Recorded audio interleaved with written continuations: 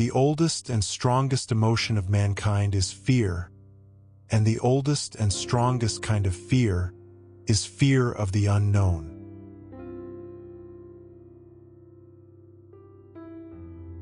Children will always be afraid of the dark, and men with minds sensitive to hereditary impulse will always tremble at the thought of the hidden and fathomless worlds of strange life, which may pulsate in the gulfs beyond the stars, or press hideously upon our globe in unholy dimensions, which only the dead and the moonstruck can glimpse.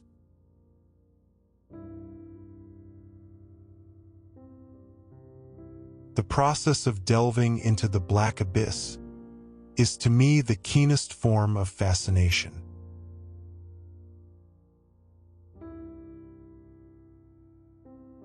The cat is such a perfect symbol of beauty and superiority that it seems scarcely possible for any true aesthete and civilized cynic to do other than worship it.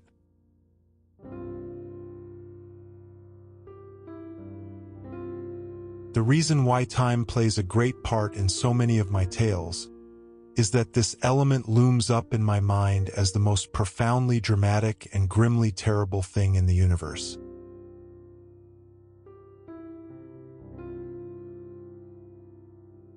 The world is indeed comic, but the joke is on mankind.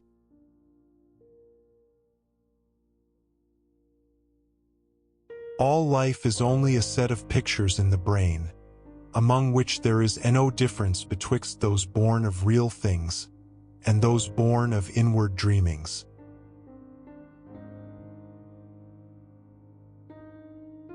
The most merciful thing in the world is the inability of the human mind to correlate all its contents.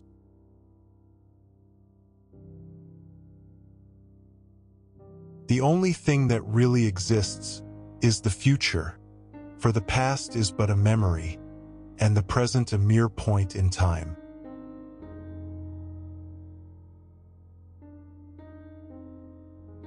I am disillusioned enough to know that no man alive, and no man who ever lived, can be a righteous judge.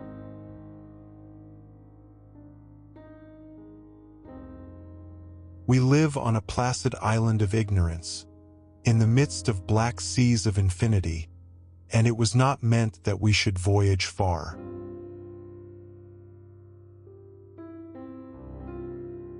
Atmosphere is the keynote of horror.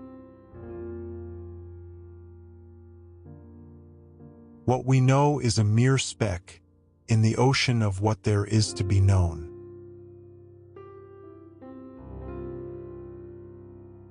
I never ask a man what his business is, for it never interests me. What I ask him about are his thoughts and dreams.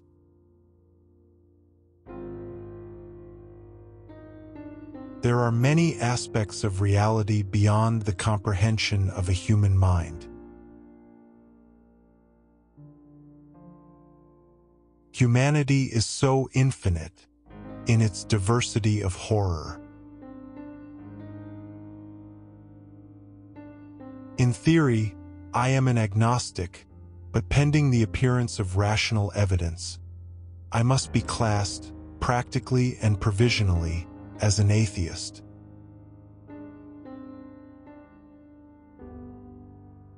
All of my tales are based on the fundamental premise that common human laws and emotions have no validity or significance in the cosmos at large.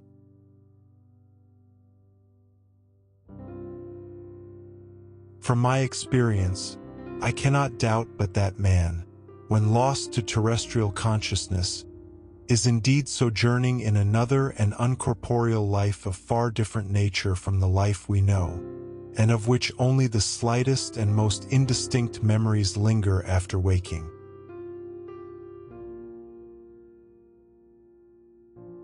I fear my enthusiasm flags when real work is demanded of me. Heaven knows where I'll end up, but it's a safe bet that I'll never be at the top of anything, nor do I particularly care to be.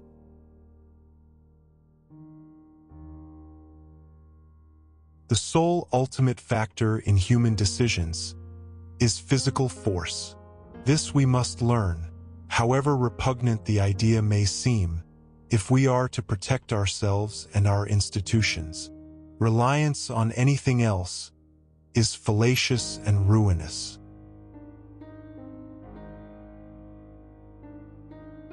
We should perceive that man's period of historical existence, a period so short that his physical constitution has not been altered in the slightest degree, is insufficient to allow of any considerable mental change.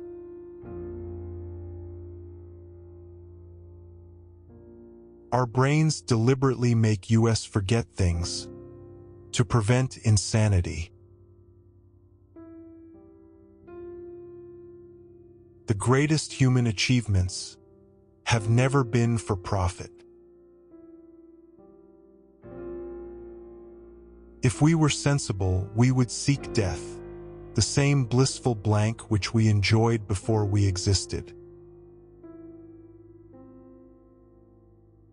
Never explain anything. The human race will disappear. Other races will appear and disappear in turn. The sky will become icy and void, pierced by the feeble light of half-dead stars, which will also disappear. Everything will disappear, and what human beings do is just as free of sense as the free motion of elementary particles. Good, evil, morality, feelings? Pure Victorian fictions. Only egotism exists.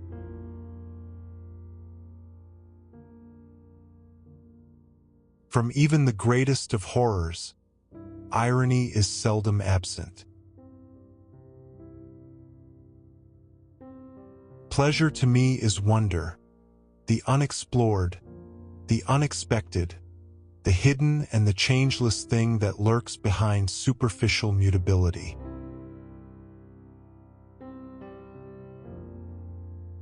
Fear is our deepest and strongest emotion, and the one which best lends itself to the creation of nature-defying illusions.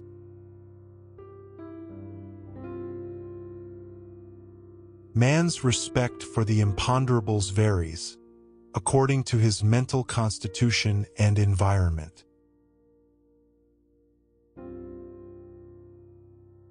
The man of truth has learned that illusion is the only reality.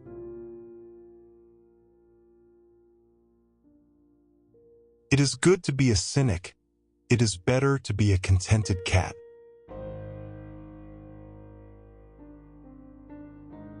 We call ourselves a dog's master, but who ever dared to call himself the master of a cat? We own a dog. He is with us as a slave and inferior because we wish him to be. But we entertain a cat. He adorns our hearth as a guest, fellow lodgers, and equal, because he wishes to be there.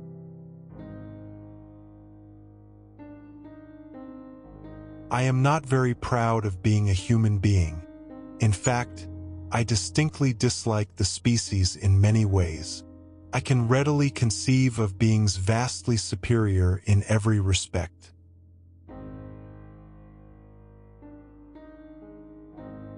What a man does for pay is of little significance. What he is, as a sensitive instrument responsive to the world's beauty, is everything. For I have always been a seeker, a dreamer, and a ponder on seeking and dreaming. No new horror can be more terrible than the daily torture of the commonplace.